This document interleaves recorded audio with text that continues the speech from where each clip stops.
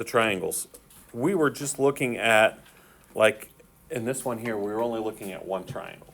Today we're going to look at comparison of like two triangles and talk about which side is bigger than which side, or angle is bigger than another angle.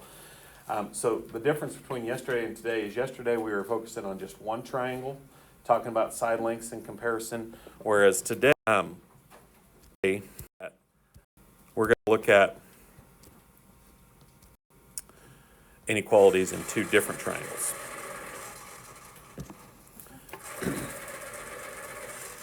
All right, so first up, kind of a lead into what we're going to talk about today.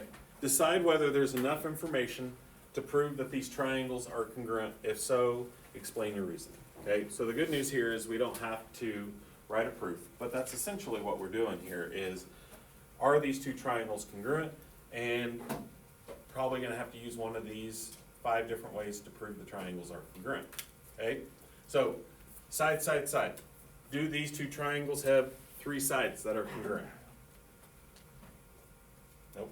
Okay, so we can't do side, side, side. Do we have side, angle, side? Do we know an angle between the 2 sides? We do have 2 sides. Do I know if these 2 angles are congruent? They're not marked congruent, but what would we call these 2 angles? Vertical angles, right? And so even though they're not marked, can I still go ahead and identify them as being congruent? Yeah. Okay, so we could do side, angle, side. There's one other theorem that we could use here. What other theorem could I use here? Angle, side, angle. Okay, angle, side, angle, yep. And that's not even the one I was thinking of, but angle, side, angle would work. Oh, HL. And HL theorem would also work. Because this would be, we got a 90-degree angle, this would be my leg, and this would be the hypotenuse because it's opposite the 90. Okay, so we actually have 3 different ways of proving those true triangles are congruent. Don't always have that option of having all 3. Okay, on this one over here, do we have any sides marked congruent?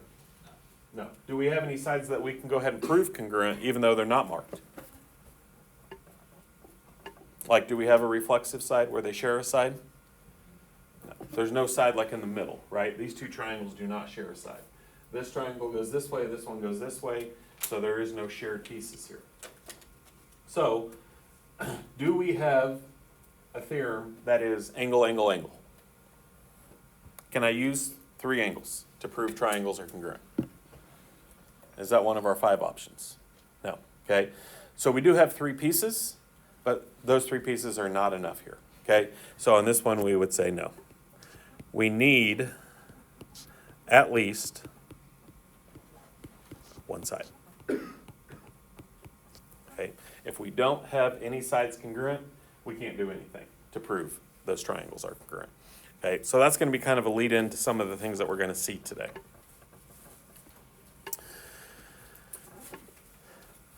The first thing we're going to talk about is what we call the hinge theorem. Okay, and once again, this is just kind of basic common sense kind of thing. The bigger that I open a gate or a door or however you want to do some kind of opening, right? The bigger that I open it, that means I'm making a bigger angle with that door, right? If I took the door and moved it back and forth, if I put it where I just cracked it, I wouldn't be able to get through it, right? Because it's just barely cracked. So I got to open it wider, make a bigger angle to make a bigger space to get through, okay? So the bigger the angle that's made, this angle here is pretty small, not as big of an opening, okay? Whereas when I open it wide open, I kind of think of like, I have a gate on my fence, right? And take my lawnmower through it. I'm not going to leave it like this because I'm not going to be able to get my lawnmower through it. So I got to open it wider. It's got to make a bigger gap so that I can get my lawnmower through the gate. So the bigger angle that we make, the bigger, now look what happens to this side length. BC gets bigger and bigger as I open up that gate, right? So the side length that's made, the opening that's made, gets bigger the bigger the angle is. That's what we call the hinge theorem, okay? Doors are on a hinge. It makes it swing open and closed.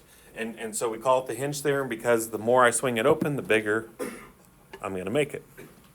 I'm looking at these 2 triangles. I'm comparing one triangle to another. First of all, if we're gonna use the hinge theorem, two sides of one triangle are congruent to two sides of another. So we have to have two congruent sides. This is, I'm comparing the two, so it would be like two fixed pieces. Would be like the door and the other side, that they're not moving, right? And so here, RT and RS are congruent to VW and VX. That must be true, because if those two sides aren't the same length, then everything is out the door. Here's my two angle measures that are formed. Well, as I look at these two, 88 is obviously bigger than 35.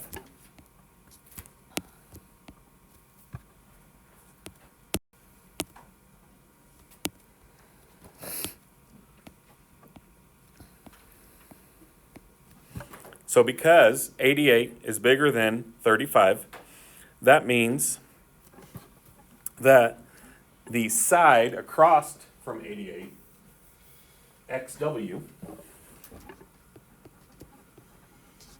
is going to be bigger than the side across from 35, which is ST. Okay? Because this angle is bigger, that means the opening is bigger, like we were talking about before. Okay? We don't know the actual length of these two sides. All we know is that XW is longer. Okay? XW is bigger. We can also do it the other way. If I give you the side lengths, in this case, 12 is bigger than 9. So because this side is longer than this side, as long as these two sides are congruent, we don't need to know necessarily the measure of them, but as long as these two sides are congruent and they're marked congruent, then what angle would be bigger? First of all, what two angles would we compare here? C and F, right? Because those are the two angles that are across from those two sides. Which angle is going to be bigger between those two? C, okay? So we would say that angle C is bigger than angle F. We don't know the measure. We can't find the measure with what we're given. All we are doing is comparing the two, okay? We're not actually measuring or finding.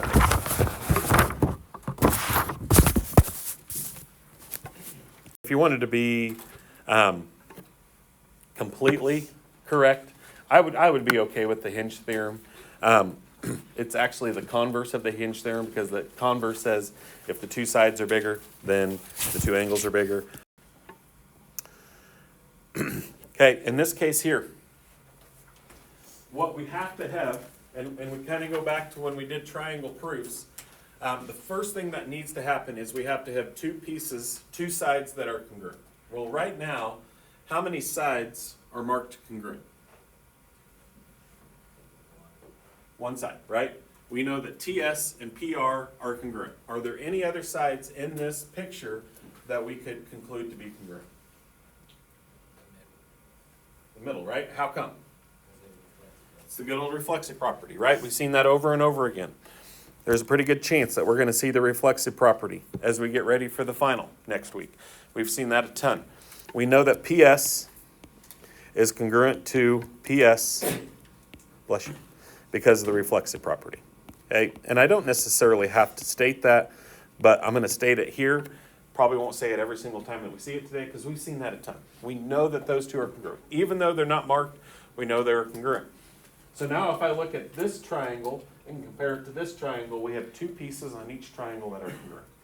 These two pieces, and then PS is on both. And if you wanted to, you could redraw it. This one is TSP, and then this one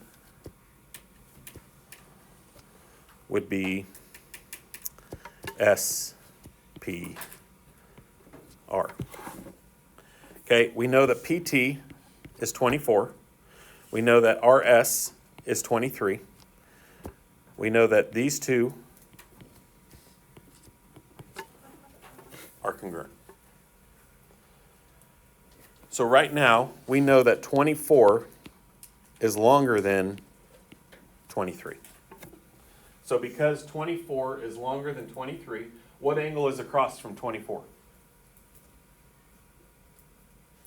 S. Angle S does not touch 24. So angle S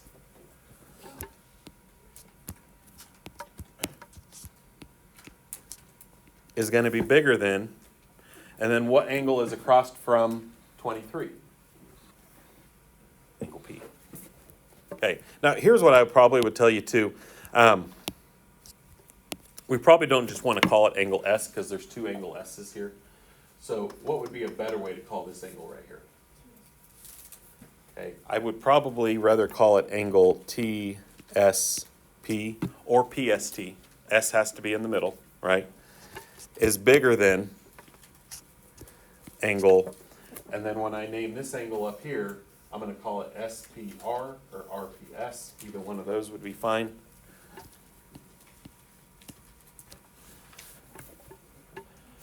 Because two angles meet at P, which P are we talking about? Which S are we talking about? So don't just call it angle S and angle P.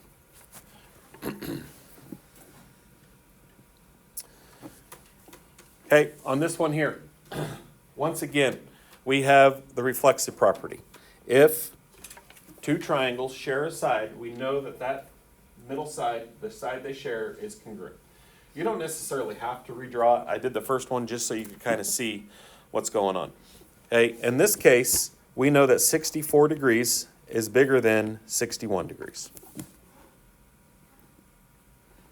And so therefore, if 64 is bigger than 61, the angle across from, or the side across from angle 64 is bigger than the side across from 61. So what side would be across from 64? JM, right? Here's 64, we go across from it. The side that does not touch 64. So we're going to say that JM is longer than LM. Okay? I don't need a segment symbol here because we're talking about distance. We're talking about length. And if I don't put a symbol above it, we're talking about the distance of those two. Okay. PR and PS are congruent. They already marked that on here. If QPR is bigger than QPS. So I'm going to put a B and I'm going to put an S right here, okay, for big and small.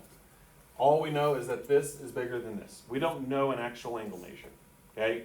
We just know that this is bigger and this one's smaller.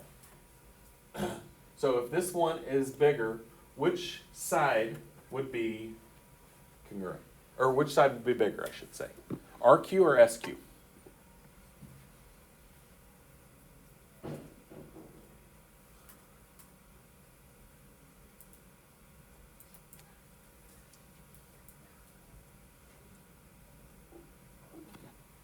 Okay, how come, Adrian? Yeah. This is the bigger angle, right? We don't actually have an angle measure here. I just know this is bigger than this. So that means the side across from the bigger angle will be bigger. So RQ must be bigger than SQ. Okay? And so we're going to say RQ is bigger than or longer than SQ.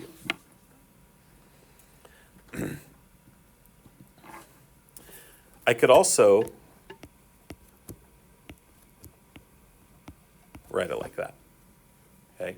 Those two are the same thing, just flipping the sign, right? They mean the same thing. Less than versus greater than. So make sure you know your symbols, your inequality symbols, less than and greater than. Okay, this one is basically saying the same thing. I didn't talk about this on the last one, but once again, we have the reflexive property. Okay, we know PR and PS are congruent. We know that RQ is less than SQ.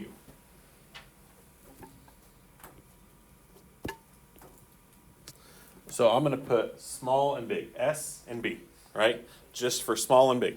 I don't know the actual number. I don't know the length of that. You could make up a number if you wanted to. You could put like a 2 here and a 3 here if you wanted to. I don't care what numbers you use. Just so far that this number would have to be bigger than this number. So if you wanted to use numbers, you could make some numbers up. Okay, so if this is bigger than this, then the angle across from it would be bigger. Okay, so what would be across from SQ? Side SQ.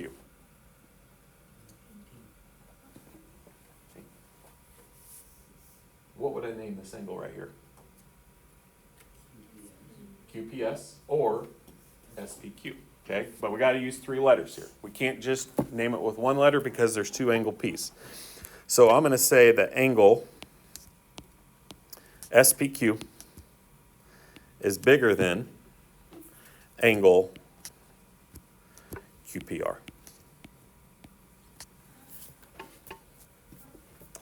Or you could flip it again, okay? You don't necessarily have to write both, but if I gave you 2 angles and I had to fill it in with a less than or a greater than symbol, then we gotta make sure we know what angles we're talking about, okay? So that's why I'm saying rewriting these in a little bit different way may not be a bad idea in some cases, just so you can kind of see how it works.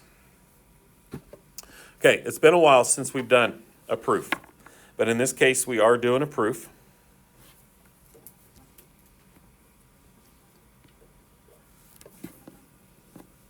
Okay, so we're going to find, we're trying to prove that WXZ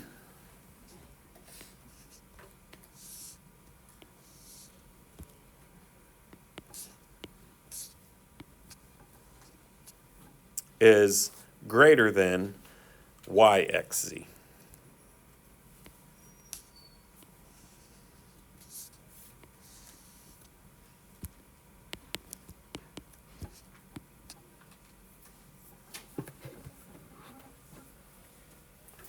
Okay, so I want to know that WXZ, this angle here, is bigger than YXZ, this angle here. So I want to prove that this angle is bigger than this.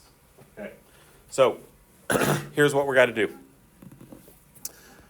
First step in a proof is always our given statement. So we're going to restate our given information. Angle XWY is congruent to angle XYW.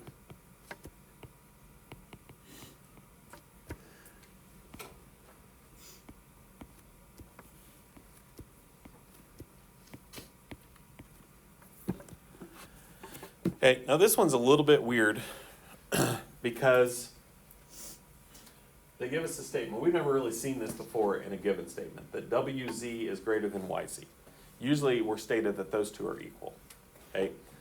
In this case, we're stated that WZ is bigger than YZ. So if we go along the same route,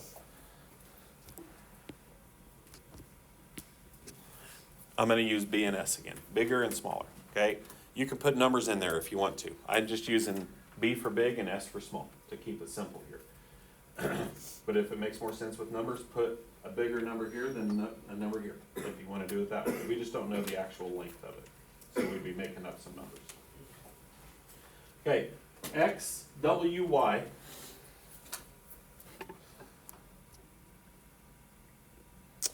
XWY is congruent to XYW.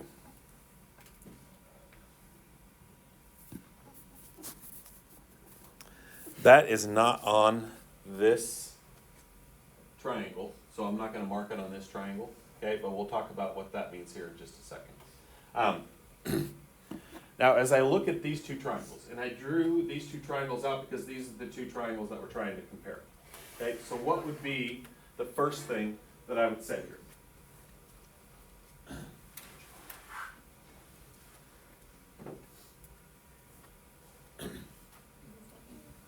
The reflexive, right? Good old reflexive property. Now, I separated these two, but if I look at XZ and XZ, those two sides are congruent. So always try to go to things that we've done before, and we've done that a ton throughout the year. XZ is congruent to XZ by the reflexive property. In order to do this theorem, to do the hinge theorem that we're doing today, we have to have two sides that are congruent. Right now we don't have that. Okay? So I'm going to draw another triangle here. And I'll talk about why I'm going to draw it separate.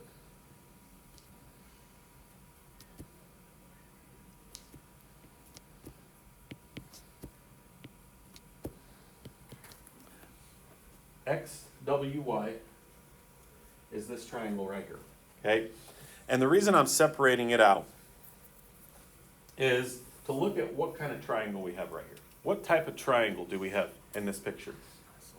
Isosceles, right? And what do we know about an isosceles triangle?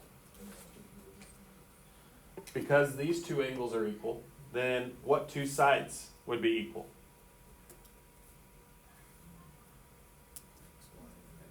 XY and XW, okay? The two sides opposite those two angles are congruent. Okay, and the reason I draw it separate here is because now it's its own triangle, right? But are XW and XY on these two triangles over here? Yeah, right? So I can go ahead and mark on the same triangle, okay? Just, they're the same pieces, but they're on a different triangle. Do we now have two sides that are congruent in those two triangles? That's what we need, right? In order to do the hinge theorem, we have to have two sides that are congruent. Okay, so we need to say something as to why there. So what we're going to say here is that XY is congruent to XW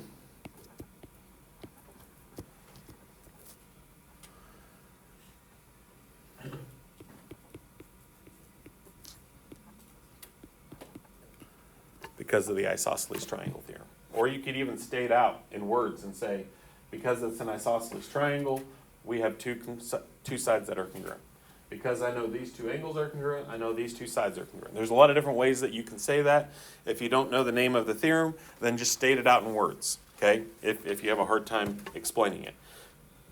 Sometimes people ask me, what do we put like in some of those explanation boxes on big ideas? As long as you give me your reasoning in your own words, that's the most important thing. Okay, so now we're almost there.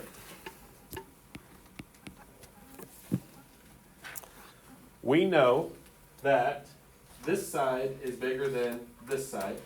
So what can I say about this angle right here? It's going to be bigger than this angle here, okay? So we're going to say angle WXZ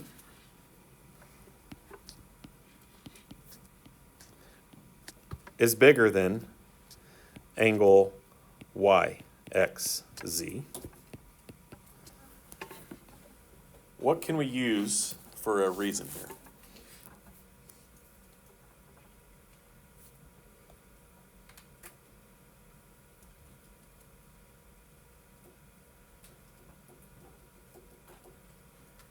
What do you guys think?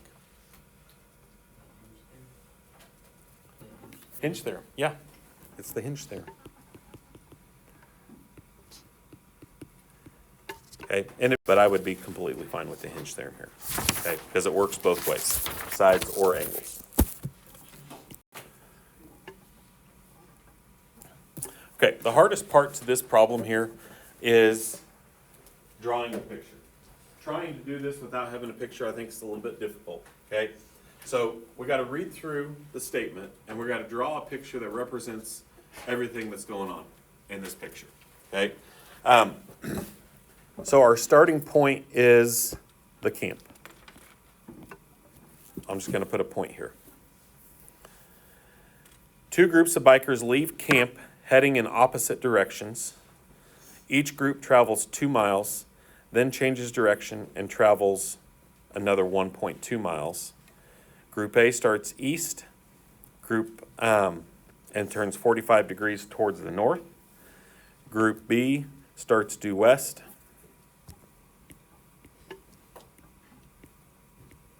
We got to know our directions here.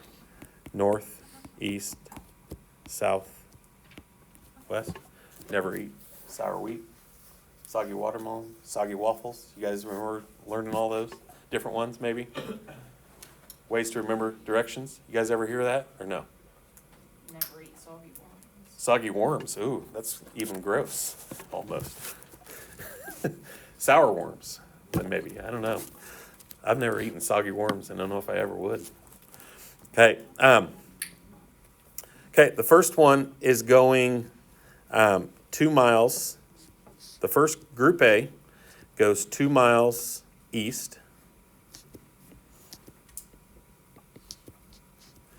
And then turns 45 degrees towards the north. So it's going to make a 45-degree angle towards the north.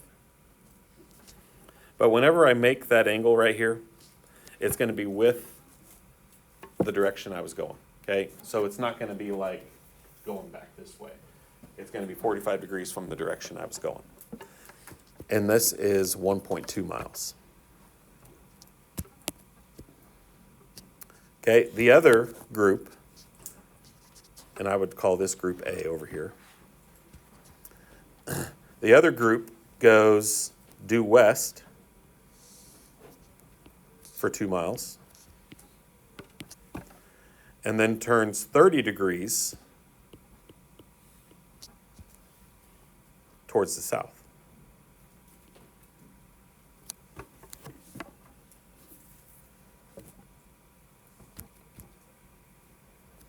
Okay, I put my 45 in the wrong spot here. That's my fault.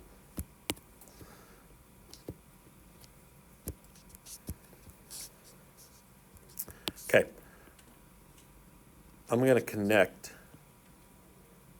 these two together here. Okay, so what we want to figure out is which group is farther from camp. Is this one farther or is this one farther? Okay, and this one over here is group B, and this one over here is group A. Now, here's where you got to be careful with the angles. The angle is made with the horizontal. So this is 30 degrees right here. Over here, this one is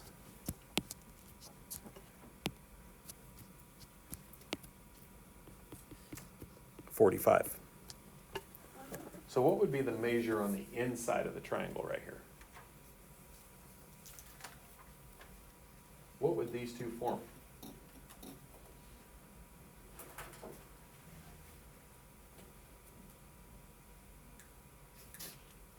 How many degrees do we have in a straight line? 180, right? So if this is 45, this would be 180 minus 45. This is 135. Okay. Over here, 180 minus 30 would be 150.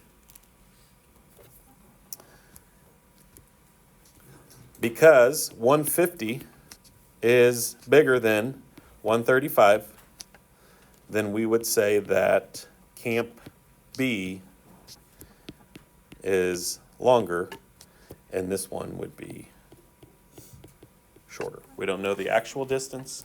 We just know that Camp B is going to be further away from camp. The hard part to that is the angle measure, okay? And a lot of people would say, oh, because this one's 45, 45 is bigger than 30, so that means Camp A is bigger. But that's not the case, okay? We have to pay attention to what the angle would be on the inside of that triangle to make that work. So a little bit tricky on that one. Okay, I'm not going to go through the second one. It's very, very similar. It would just be drawing the same picture with different numbers in it. That way you can start working on your assignment, okay?